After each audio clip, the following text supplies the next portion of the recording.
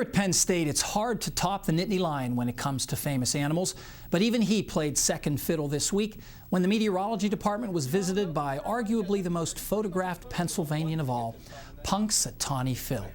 Now, you may know Punxsutawney is in southern Jefferson County, about 20 miles southwest of Du Bois, and Gobbler's Knob, where Phil makes his prediction, is just outside of town.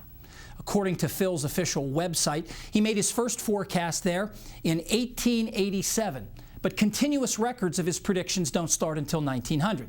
And since then, he's seen his shadow 94 times, which means 6 more weeks of winter, according to legend. 13 times, including last year, he didn't see his shadow, which the lore says means an early spring. Now, this fun folklore aside, there is some meteorology underlying the legend of Groundhog Day.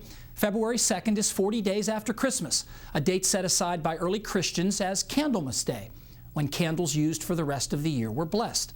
In Western Europe, the date came to signify the midpoint of winter, and Germans began to look to the behavior of hibernating animals for clues as to how much longer winter would last. When some Germans settled in Pennsylvania, they turned to groundhogs to provide them with the forecast. Now, when groundhogs hibernate, they really hibernate. Their body temperature drops to just a few degrees above the temperature of their burrow. That burrow is maybe 4 to 6 feet underground, typically below the frost line. But if the temperature there gets dangerously cold, the groundhog will wake up before its tissues freeze.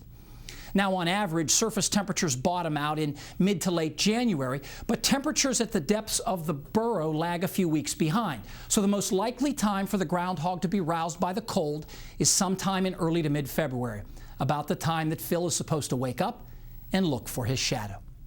By the way, if imitation is the sincerest form of flattery, Phil should be plenty proud. At least 30 other groundhogs, a few skunks, a chicken, and a porcupine now predict the weather on February 2nd. Personally, I'd much rather trust Paul Knight. He's back in a moment with the extended forecast.